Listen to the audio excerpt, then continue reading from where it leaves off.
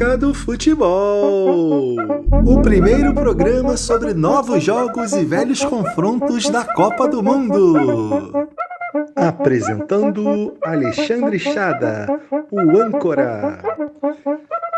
Cracaço de bola aposentado da Confraria dos Repugnantes e exímio conhecedor de Copas do Mundo. Jefferson Almeida, o comentarista traça e diretor do programa. Ele sabe mais sobre Copa do Mundo que o Google e bate um bolão, joga muito esse cara. Márcio Araújo, o comentarista sem noção, aquele que fala o que ninguém vê. E Daniel Vargas, o popular produção.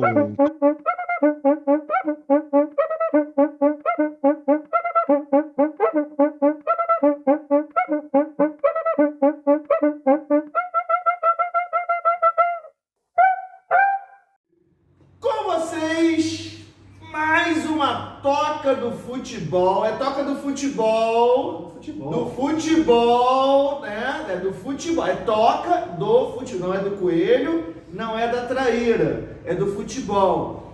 E chegamos finalmente a quartas de final. Mas antes disso, né? Vamos apresentar aqui os nossos comentaristas inéditos, né? Do meu lado esquerdo, o cara mais sem noção, Márcio Araújo, homem que não entende porra nenhuma de futebol. Ai.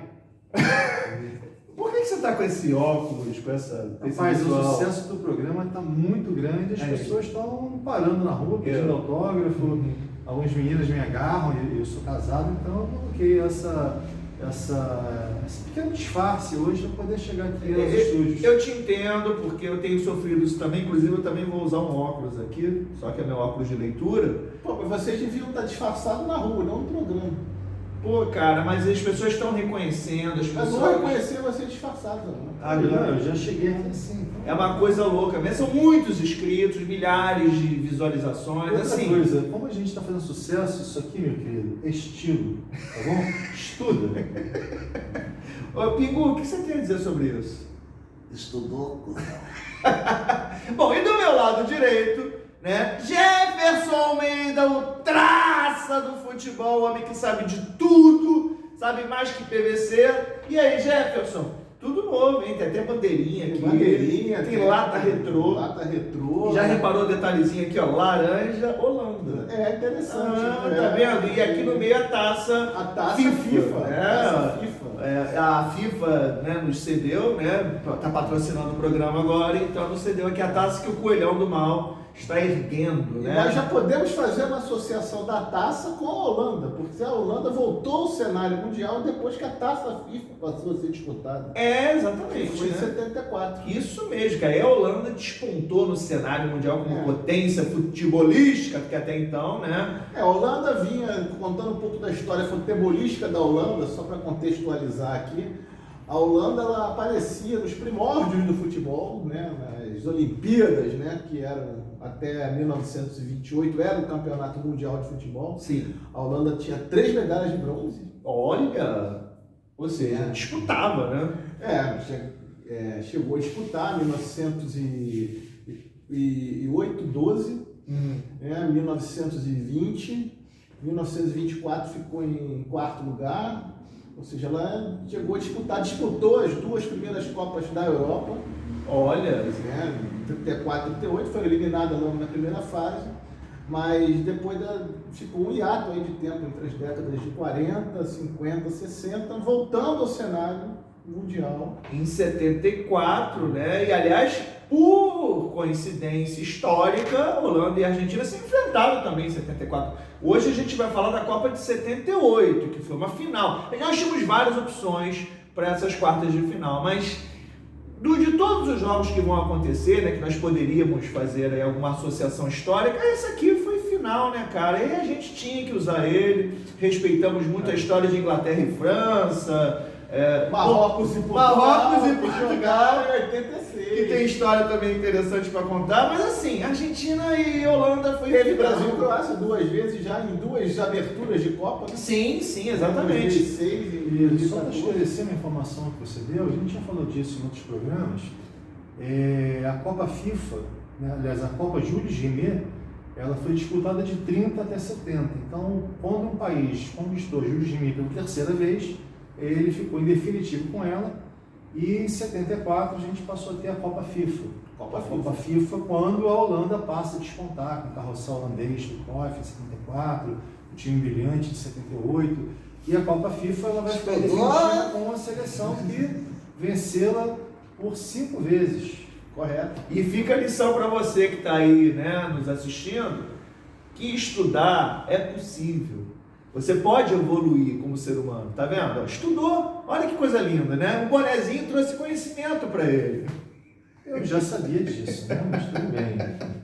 Bom, mas Jefferson, Argentina e Holanda já tinham se enfrentado em 74 e voltavam a se enfrentar em 78. Fala um pouquinho desse contexto da Copa de 78, né? Só voltando um pouquinho em 74, né, a Holanda deu sacode de 4-0 na segunda fase da Argentina. As Copas de 74 e 78 eram, a gente já falou que também regulamentos iguais, né? Sim. Eram 16 seleções divididas em 4 grupos de 4, as 2 primeiras passavam para a fase seguinte, só que não tinha quarta de final, eram mais 2 grupos de 4. Sim. Né? E os vencedores desses grupos faziam a final. Isso mesmo. Em 74, a Argentina, a Holanda caiu no grupo com o Brasil. E a poderosa Alemanha Oriental. Dizem as más línguas, eu não sei se é verdade, que a Alemanha Ocidental entregou, inclusive, o jogo. Para sair do grupo do Brasil. Em 78, dizem que a Argentina também não queria pegar o Brasil, por isso que perdeu o último jogo lá para a Itália, da fase de grupos. Só que o Brasil também não estava bem, né? O Brasil passou as duras penas, né? Uma vitória sobre a Áustria na última rodada tinha empatado com a Espanha, empatado com a Suécia na estreia, e acabou ficando em segundo no grupo. Ou seja, os campeões do grupo da segunda fase, do grupo da Argentina, era Peru e Polônia. Polônia que era no grupo da campeã mundial, a Alemanha, que não se classificou, aliás, passou para a segunda fase, mas... A Polônia, no caso. A Alemanha passou para a segunda fase, mas não passou em primeiro também. Sim. Argentina, Alemanha, Brasil e Holanda. E Holanda não ficava. A Holanda ficou em segundo no grupo poderosíssimo. Que tinha Peru, Escócia e Irã, né? E a Holanda só ganhou do Irã, né? Só ganhou do Irã, exatamente. Teve o fato histórico de ter feito o milésimo gol em Copa do Rezenbrink, o artilheiro holandês. Era o único jogador que não se mexia muito naquele carrossel. Sim. Tá? Ele ficava mais fixo ali pela ponta esquerda e pro meio. Pedro Caruso. Mas fazia muito gol. Ele era tipo o Fred, não é isso? Ele ficava mais na ponta esquerda pro meio. Ah, tá. E assim, já que você falou em carrossel, em 78 o carrossel já estava meio enferrujado, né? O carrossel foi um grande desfalque, né? Que foi o Cruyff, né? Que não disputou a Copa, né? Problemas lá com a Federação Holandesa. Uma pena, né? Um dos maiores craques da história, aliás, mais um dos injustiçados. Reza a lenda que o Cruyff se recusou a jogar a Copa num país que vivia uma ditadura sangrenta, que era a Argentina. Isso é uma das justificativas que apareciam aí durante...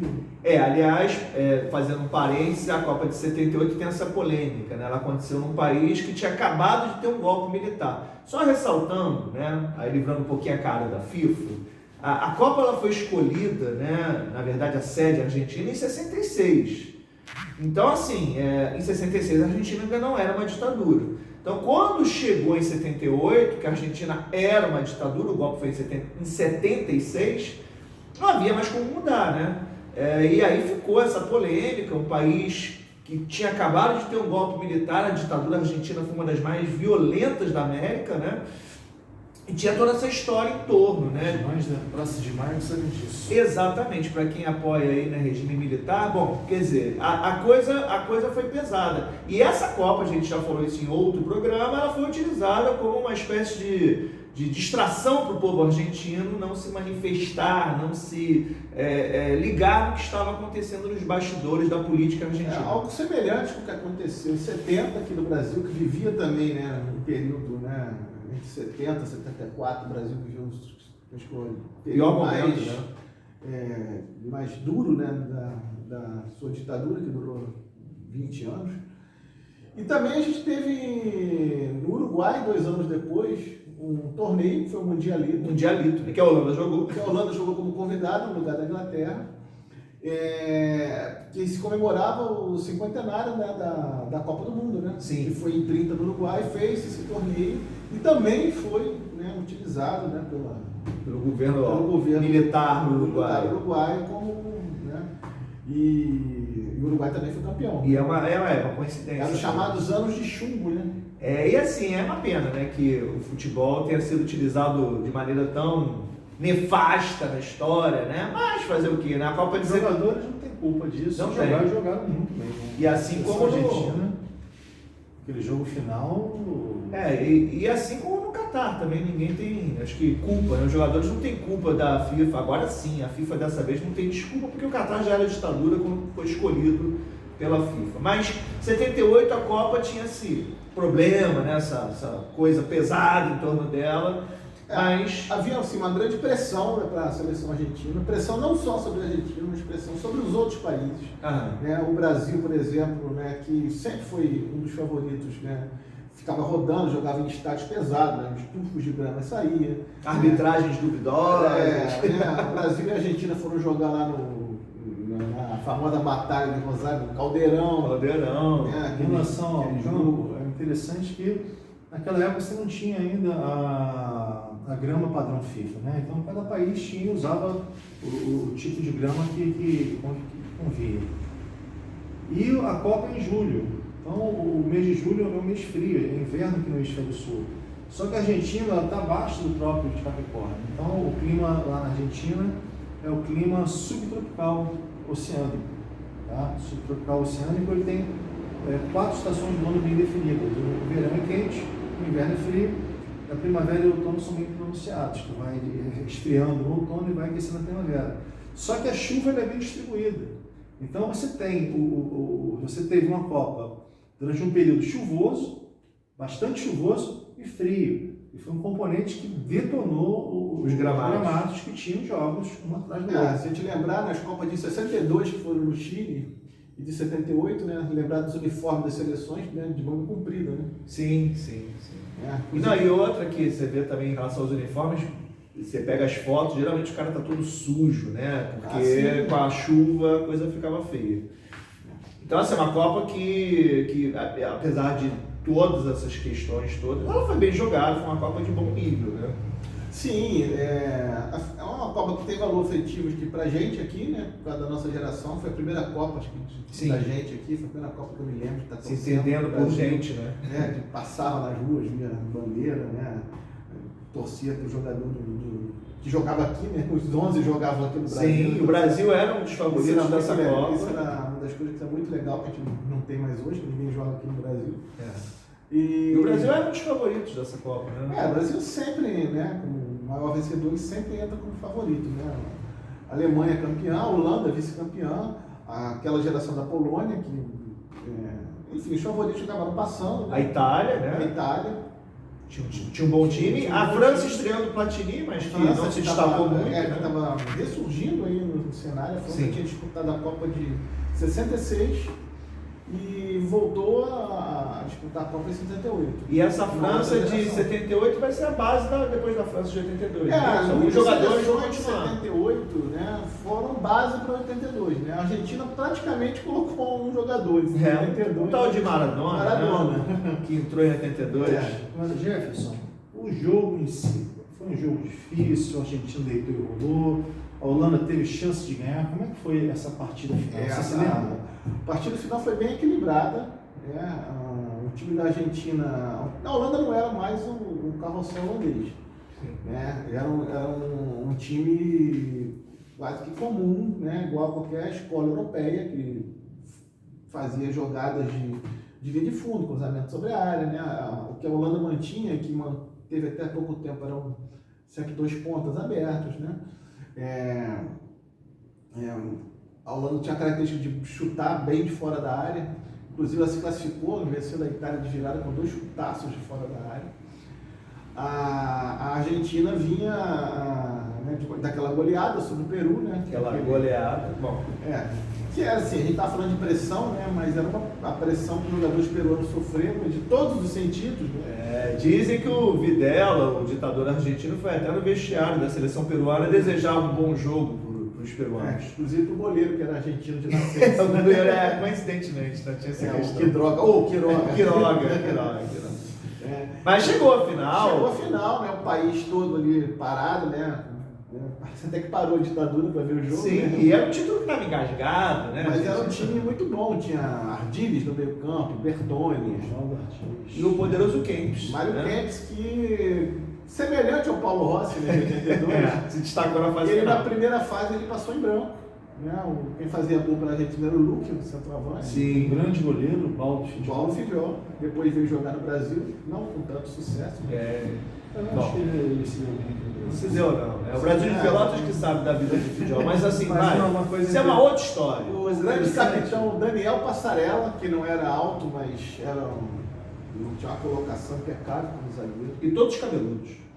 O Passarella, menos o Primeiro Varela, Passarella, que era o chatão, né, do grupo. era o chatão do grupo. O Ardiles também tinha. O Ardiles jogava o número 2, né? A numeração argentina é diferente, né? Mas era um grande jogador.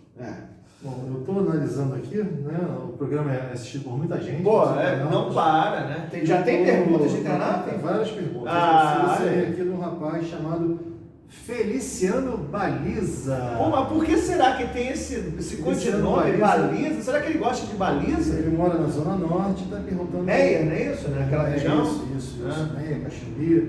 Grande Meia, né? E o Feliciano está perguntando para o Jefferson quantas finais de Copa do Mundo terminaram em prorrogação, chegaram até a prorrogação? Isso é uma pergunta interessante, até porque essa Copa de 78, que foi decidida na prorrogação, a Argentina fez 1-0 com o Kempis no primeiro tempo, a Holanda empatou, no segundo É o nome, só você para pronunciar esse nome. E a Holanda no finalzinho teve uma bola na trave, Sim. quase que a Que Holanda borrou a virou o Argentina jogo. inteira, quase que a Evita ressuscitou. E esse jogo acabou indo para prorrogação, onde a Argentina teve um segundo golaço na raça do Mário Kempis, que eles saiu dividindo com todo mundo, e o Ardiles que fechou o caixão no segundo tempo da prorrogação. Mas, Se esse jogo terminasse empatado na prorrogação, sabe o que ia acontecer? tem a menor ideia, pênalti, né? Não, ia ter um outro jogo. Olha! Porque Essa ninguém sabia. regulamento de Copa do Mundo até 78, né? Desde 1930. Esse jogo ele não era uma final, então ele fazia parte de um triangular? Não, ele era a final, era a final, o jogo final. Mas qualquer jogo eliminatório de Copa do Mundo, que não tinha vantagem, né? O Brasil só jogou em 50 com vantagem porque era um quadrangular final, não era um jogo final. Mas todas as outras Copas tiveram jogos eliminatórios. E cada jogo eliminatório ele tinha uma prorrogação se terminasse empatado, se não tivesse sido decidido, tinha um outro jogo, como aconteceu em 38, por exemplo, com o Brasil e Tchecoslováquia, que jogaram 2 vezes. Olha, gente. Então, a Copa do Mundo não chegou a ter a final com um jogo repetido, né, tendo que jogar. Podia ter tido. Podia ter tido em 34, né, Itália e Tchecoslováquia, que terminou 1-1. Em 66, Alemanha e Inglaterra, que terminou 2-2, depois foi 4-2 Inglaterra, né? para Inglaterra. E 78, a Argentina e a Holanda. Posteriormente, a gente teve uma Copa decidida na prorrogação, que foi a Copa de 2010, Sim. que a Espanha ganhou da Holanda, e a Copa de 2014, que a Alemanha ganhou da Argentina. Ou seja, se essa regra... Em 94 teve prorrogação, mas não foi decidido. 94 e 2006 teve prorrogação e pênalti. Então, se fosse na regra anterior, seria um outro Teria jogo. que ter outro jogo, Brasil e Itália.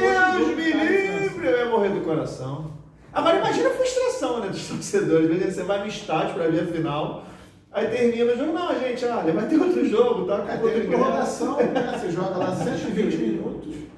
Ilustração brasileira e italiana. Vai explicar isso para o americano. Não entendeu nunca. Para eles, Sei que o americano faz playoff, faz 7 jogos. para eles o esquema deles é outro. Mas então esse jogo foi decidido na prorrogação. Nas Copas anteriores a gente chegou a ter jogos de desempate, ou seja, se empatasse todos os critérios, não tinha critério de cartão amarelo, como teve agora que ia ter, né, com a Polônia Teve, né, com Polônia e e México, né? Como é que foi o scout do jogo? Quem fez 1x0, quem empatou? Então, a Argentina fez 1x0, né, Mário Kempis no primeiro tempo. No segundo tempo, a Holanda empatou com o Nanninga. No segundo tempo, no primeiro tempo na prorrogação, no primeiro tempo, o Mário Kempis de novo, né, marcou o gol que deixou ele como artilheiro da Copa. Uma pressão danada dentro da área da Argentina. Foi uma dividida, a bola acabou Inclusive o Kempis ultrapassou o Rezembrink nesse gol, né? Eles estavam empatados, o Rezembrink estava na frente, depois o Kempis fez 2 gols e ultrapassou ele. Ele estava falando, o Mário Kempis na primeira fase passou em branco.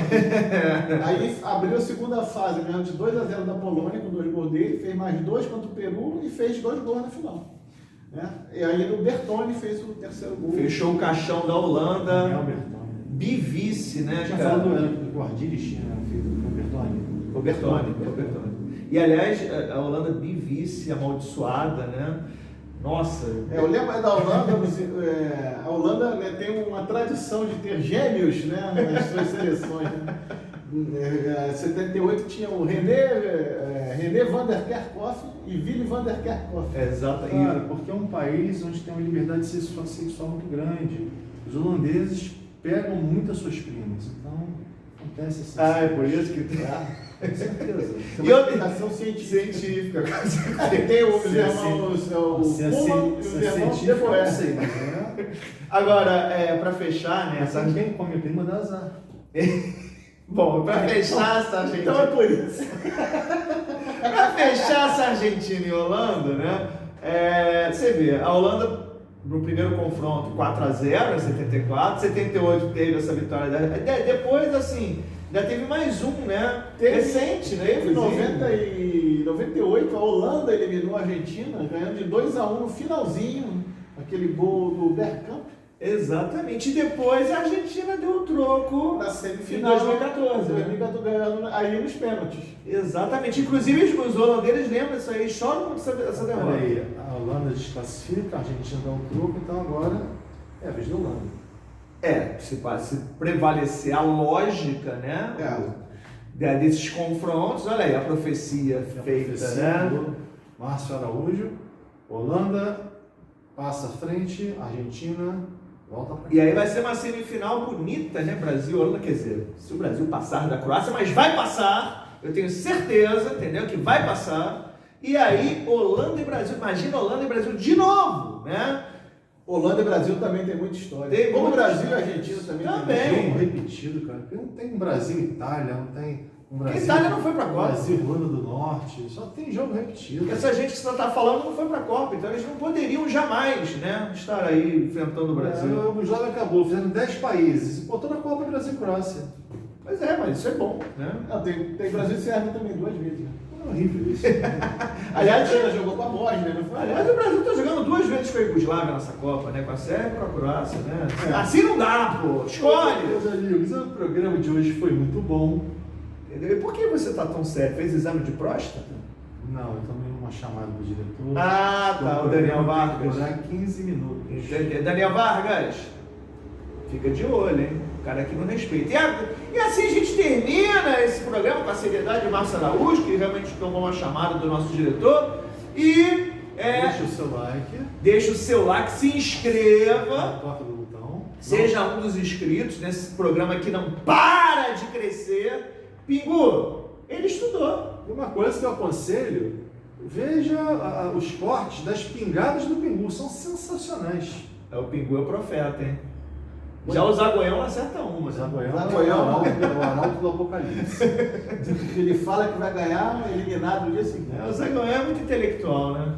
Então, pessoal... Peraí, o Pingu tem a última palavra aqui. Muito bem, cuzão. Estuda mais. E com isso, vamos encerrando o programa. E agora o desafio da Copa dos Botões. A gente vai reproduzir um dos gols de Argentina e Holanda, final de Copa de 78. Primeiro título da Argentina, né? E aí nós encerramos assim. A Argentina, que César Luiz Menotti, grande técnico, não levou para essa Copa o jovem de 17 anos, Diego Armando Maradona. Fez bem, né, cara? O time é campeão, né? E é isso que interessa. Bom, gente, é isso. Estaremos juntos de novo na semifinal. Se Deus quiser, Brasil e seja lá quem for que a gente vai ganhar, entendeu? Estamos juntos. Corta, Daniel! Boa noite. Eu sou o Mocho Real, o Zacolhão. Eu olho aqui do alto e vou apresentar agora o quadro que todo mundo espera. O desafio da reprodução dos gols da Copa do Mundo. Boa noite. Que graça. Vai. Tá? Fazer o gol aqui. Apesar da camisa do Brasil, fazer o gol da gente. Aê! Chupa, mosquito! Pode ir? Pode. Aê! Chupa,